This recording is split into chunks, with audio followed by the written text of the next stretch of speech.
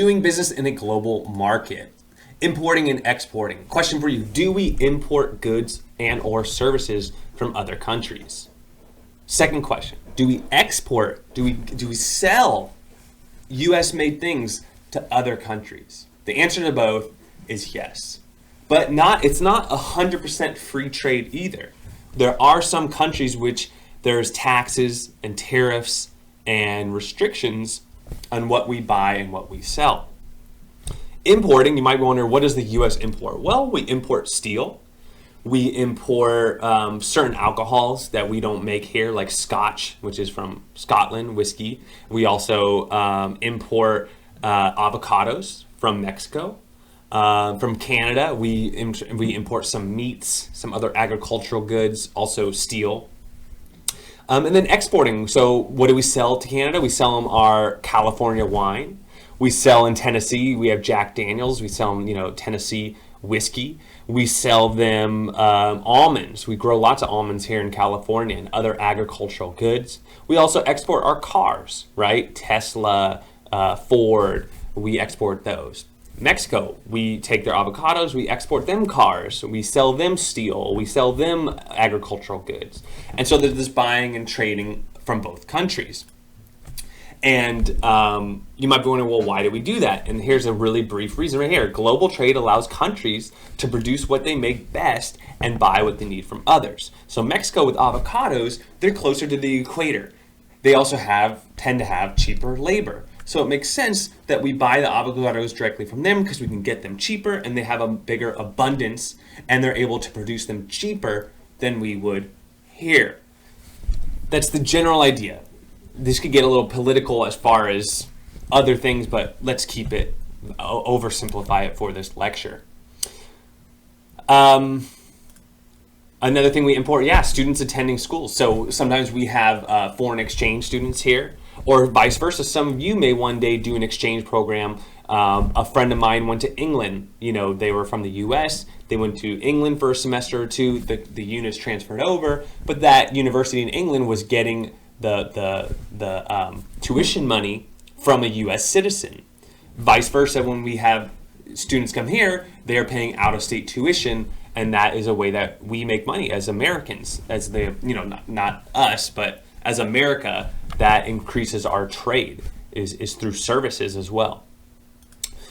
Exporting goods and services. Exporting provides a great boost to the U.S. economy. Yes, because think about it. Instead of just selling to people that live within the United States, it opens up the borders to the entire world economy. It's estimated every $1 billion in U.S. exports generates over 7,000 U.S. jobs. So yes, that is a big benefit to us exporting. Now, what are some people who don't like exporting and they don't like this and they don't like the whole idea of free trade? Is dumping, and that's selling products in a foreign country at lower prices than those charged in producing country. So this happens a lot. Steel. Thank you. So both China and Brazil have been caught because they have so much cheaper labor. They're able to produce steel much cheaper than it would for us to make it here in the U.S. And steel is used in a lot of buildings. Just think about all the buildings they're building right now. Like if you go to San Francisco or even in the Tri-Valley, there's a lot of buildings being built, and so it needs a lot of steel. So China and Brazil will often sell steel in the United States for much cheaper than somebody in the United States can make it. And so what that does is a lot of these steel mills, it's really hard for them to stay competitive. So then they have to lay people off or they're not able to produce it. So they say that dumping will then in turn mess around with those jobs internally and, it's going to take our jobs away. That is one of the arguments. So how do we protect against dumping? We have something called a tariff. And yes, in the past we have done tariffs on steel. And what that is a tax imposed on imports. And usually it could just be like a straight 5% tax. So if they're going to sell their steel for $1,000 per, 100 pounds or whatever, we would then slap a 5%. So instead of $100, it would be $105 for every 100 tons or 100 pounds. And you could be any percentage. But in order to combat people dumping, our government sometimes does impose tariffs. This is very popular in the car industry as well. Honda Civic, Toyota, BMW. These cars are not made in the U.S. Sometimes they are, in order to produce to not get a tariff, and that's in our laws. I don't want to get too deep into this, but basically we say if 50% or more of a car is built within the United States, we will not put a tariff. But if you're just going to put a car on a boat, drive that boat over here and drive the car directly and sell it directly, and so no Americans get jobs out of selling that car, we, the American government, are going to put a tariff on that car, and it'll be an extra price. So once the government tells, BMW, like, hey, if you make 50% or more, we won't tariff you. If you don't make it here in the U.S., we're going to put a 10% tariff on it. And so that's a way that our government can regulate those jobs, especially when you think about cars, because think about all the jobs, a whole assembly line and how many jobs that could produce. So tariffs are very common in agriculture products, cars as well. So what we're talking about right now is how do we protect our country? If it wasn't, because we're not fair trade, we actually have some protective mechanisms that are in place to protect jobs and from dumping and from the negative side effects of trading, of free trade. And so another one we do is called an import quota. So instead of a tariff, it's just a limit, a number of how much you can do. So we might have a quota of Toyota, you can only import 1,000 cars a year. So by putting a limit on the number of cars, it still allows for enough. It won't dump the whole market. It won't oversaturate the market. There'll still be other, Ford and Chevy can still sell cars in that environment because there's more than 1,000 people who want cars, for example. And then embargo is a complete ban, where our government basically says we are not allowed to buy or sell to that country. Nothing's going in, nothing's going out. And Cuba is one of them. And that's actually starting to release now. I don't know what the latest is, but I think like a lot of us can now travel there. We couldn't travel there before. But another embargo would be like North Korea. We do not buy or sell to North Korea currently. So we embargo them. And that brings us into NAFTA, which is the North American Free Trade Agreement.